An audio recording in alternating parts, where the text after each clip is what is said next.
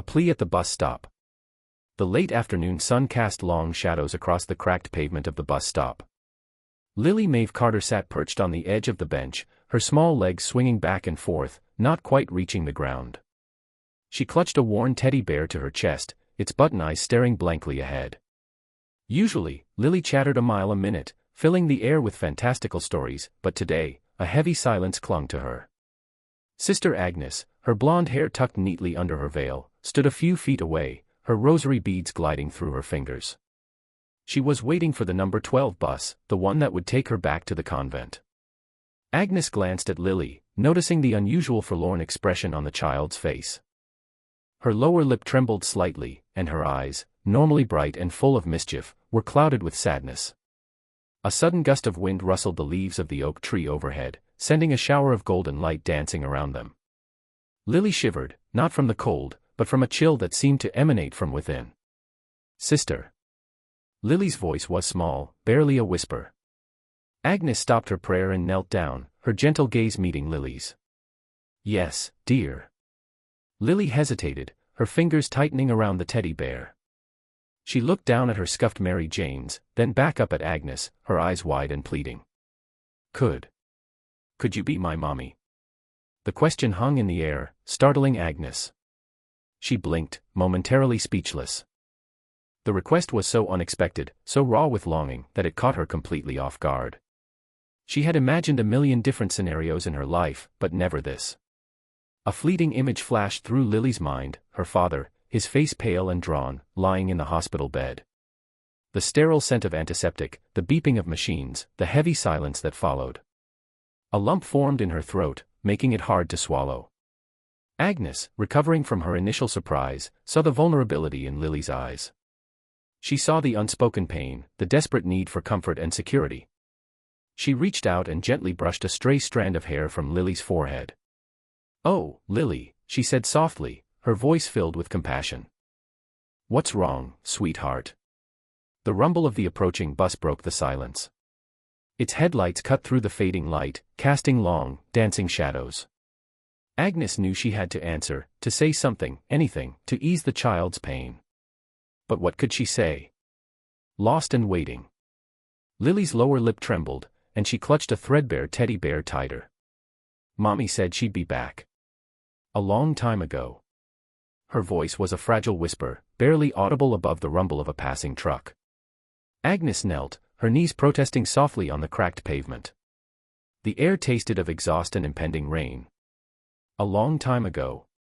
Do you remember when that was, Lily?" Lily shook her head, dark curls bouncing. "Just, a long time. We were eating ice cream. Strawberry. And then she went away to get something." Tears welled in her large, brown eyes. Agnes felt a sharp pang in her chest.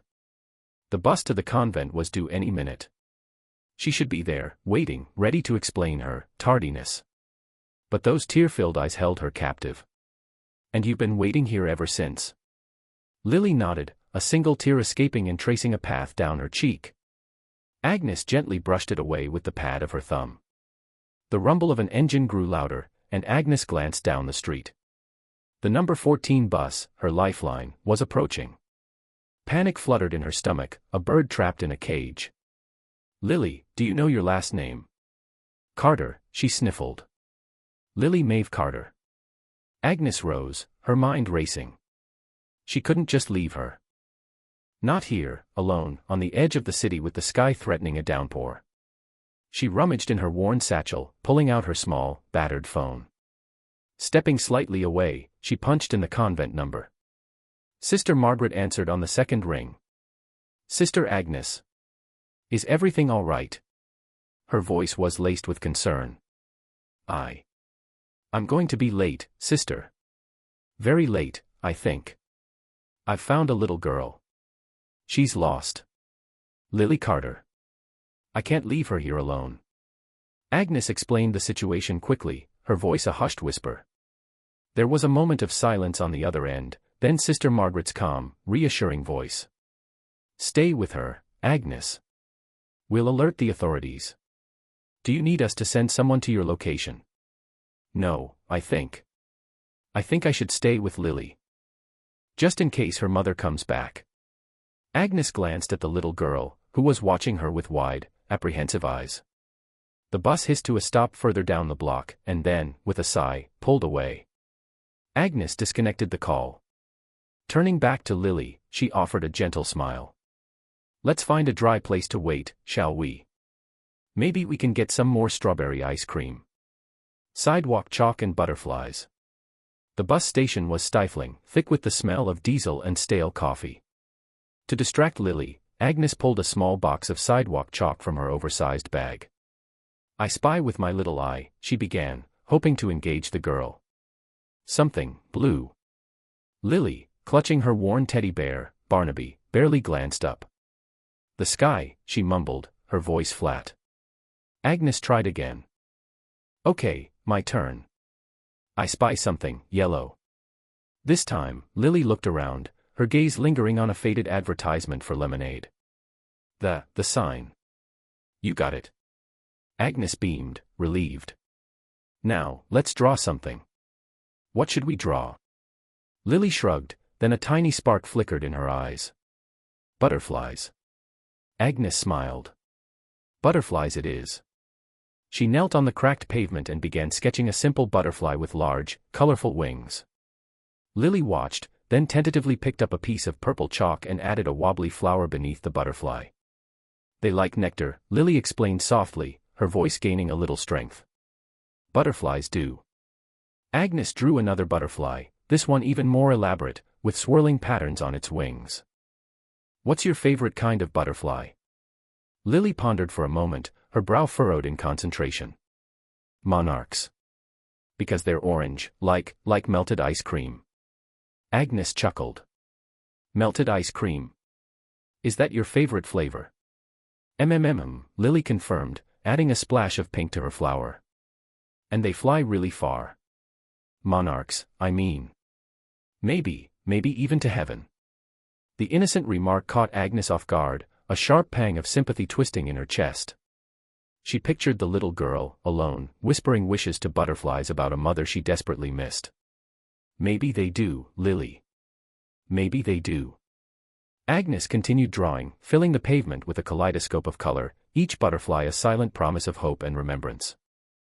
The air still smelled of diesel, but now, it also carried the faint, sweet scent of summer and the imagined taste of melting orange ice cream. The approaching storm. The azure canvas of the sky, moments prior, surrendered to hues of violet and charcoal. Agnes halted, her hand finding its way to the small of Lily's back in a protective gesture. A sudden, fierce gust tore through the park, rustling leaves into a frenzy and sending a ripple of cold down Agnes' spine. Time to go, Lily, she urged, her voice betraying a slight tremor. Looks like we're in for a downpour. Lily, clutching Barnaby the bear with a tighter grip, offered no resistance. Her eyes, wide and apprehensive, followed a skein of birds as they winged their way into the gathering gloom. They quickened their pace toward the bus stop, a meager, corrugated shelter promising minimal respite. They reached it just as the first heavy raindrops commenced their assault, splattering against the concrete like scattered gemstones. The wind shrieked, buffeting the flimsy structure. Agnes drew Lily closer, attempting to shield her from the brunt of the storm. It'll blow over, she murmured, her conviction wavering even to her own ears. Lily remained silent, her gaze transfixed by the tempestuous weather enveloping them. The bear, now slick with moisture, was clutched even tighter. A wave of tenderness washed over Agnes. She tightened her embrace, seeking to offer warmth against the encroaching chill. A jagged bolt of lightning split the sky, followed by a thunderclap that reverberated through the air, making Lily flinch. She pressed her face into Agnes' side, her small frame trembling against her. It's just thunder, sweetie, Agnes reassured, her voice a strained thread against the wind's howl. It can't hurt us. A meager comfort, she knew, but all she could offer in that moment. She began to hum a soft, familiar hymn, the melody of fragile anchor in the growing chaos. The rain intensified, transforming the world beyond the bus stop into an indistinct, gray blur. Agnes glanced down at Lily, her heart constricting with worry. The little girl's face was ashen, her eyes reflecting a fear that mirrored Agnes' own rising apprehension. This was no mere summer shower. This was a full-blown tempest, and they were caught square in its path. A lullaby in the rain. The rain hammered against the orphanage windows, a relentless rhythm mirroring the storm brewing in Lily's chest. She sat huddled on the edge of her narrow bed, clutching a threadbare teddy bear, her small shoulders shaking. Agnes knelt beside her, her own heart aching at the sight of such profound sadness in eyes so young. "Lily Maeve," Agnes whispered, gently stroking the child's tangled hair.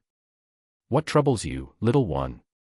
Lily sniffled, burying her face in the bear's worn fur. I miss my mommy." Agnes's throat tightened. She hadn't known Lily long, but the child's longing was palpable, a constant, quiet ache that seemed to permeate the very air around her. Agnes searched for the right words, some balm to soothe the raw edges of Lily's grief. Instead, an old melody surfaced, a song she hadn't thought of in years. Taking a deep breath, Agnes began to sing, her voice soft and a little hesitant at first, like a bird testing its wings.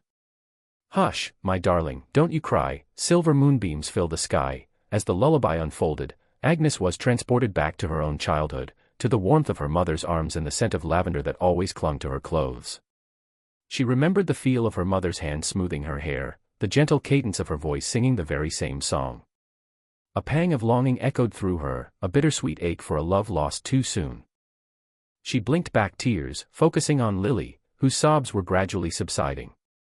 The little girl looked up, her eyes wide and glistening in the dim light filtering through the rain-streaked window. Agnes continued to sing, her voice gaining strength and confidence with each verse. The simple melody filled the small room, a fragile shield against the storm raging outside. "Stars are twinkling, soft and bright, guarding you through the dark of night." Lily's grip on the teddy bear loosened. She leaned against Agnes, her small body trembling less now. The lullaby, a whispered promise of comfort and security, seemed to weave a spell around them, a momentary haven in the storm. As Agnes sang the final verse, Lily nestled closer, her breathing evening out. The rain still poured, but inside, a fragile peace had settled, born of a shared melody and a whispered promise of love. Shelter in the bakery. The downpour intensified, transforming the street into a river. Water surged over the curb, engulfing the bus stop bench where Agnes and Lily waited. Lily gasped, her small boots instantly soaked. Agnes felt a surge of panic, quickly followed by resolve. "Up you go, love," she said, scooping Lily into her arms. Lily clung to her teddy bear, its fur already damp. "Where are we going, Sister Agnes?" "Somewhere warm and dry," Agnes replied, though she wasn't entirely sure where that was. Across the street, a warm glow spilled from the windows of a bakery. The sign read, "O'Malley's Sweet Surrender." It looked like salvation. Agnes waded through the rising water, her shoes squelching with each step. The bakery door chimed merrily as they entered, the scent of warm bread and cinnamon washing over them. A stout man with flour dusting his apron beamed from behind the counter. "Well, now, what have we here?" "A little lamb caught in the storm," he boomed, his voice kind. Come in, out of the wet." Agnes, dripping and slightly breathless, managed a shy smile. "Thank you. We were waiting for the bus, but..." She gestured helplessly towards the deluge outside.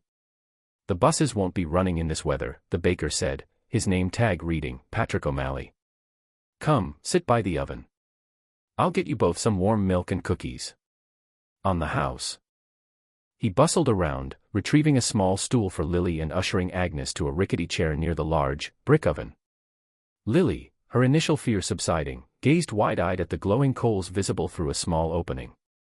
Patrick returned with 2 steaming mugs and a plate piled high with golden brown cookies. The warmth radiating from the oven and the sweet scent of the cookies eased Agnes's anxiety. Lily took a tentative sip of her milk, then brightened. "It's yummy. Only the best for my guests," Patrick winked. He leaned against the counter, watching them with a gentle expression. "So, what brings a little one and a sister out in this weather?"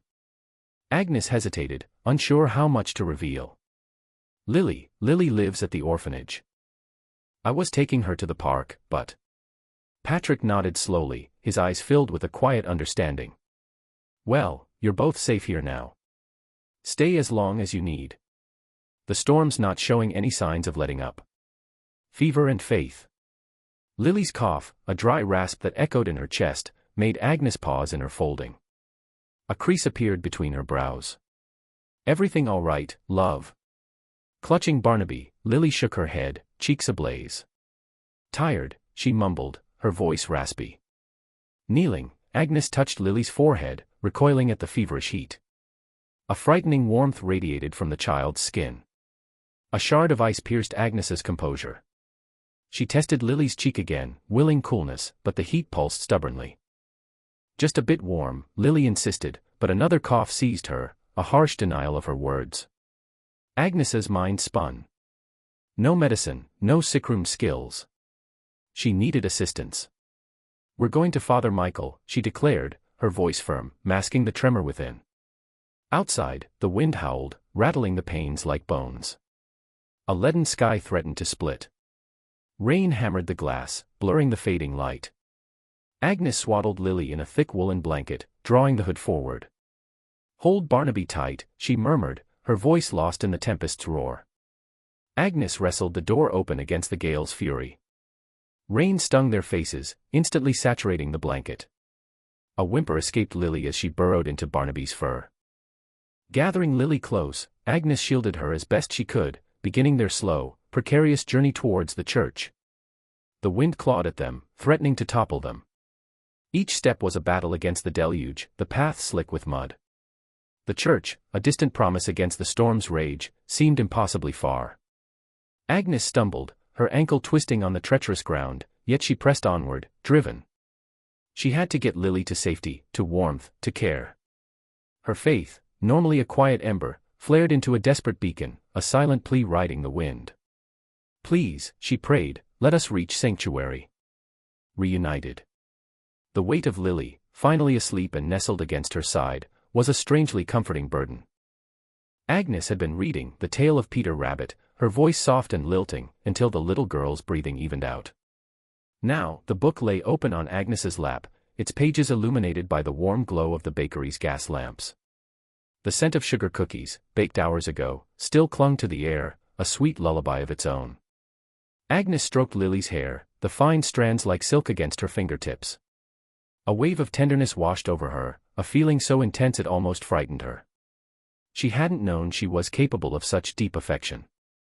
Soon, her own eyelids grew heavy. The rhythmic rise and fall of Lily's chest was hypnotic. Agnes leaned back against the worn velvet of the booth, the teddy bear squashed between them, and drifted off to sleep. A gentle hand shaking her shoulder startled Agnes awake. Blinking, she looked up into a face etched with worry and relief. A woman, her eyes the same shade of bright blue as Lily's, knelt beside the booth.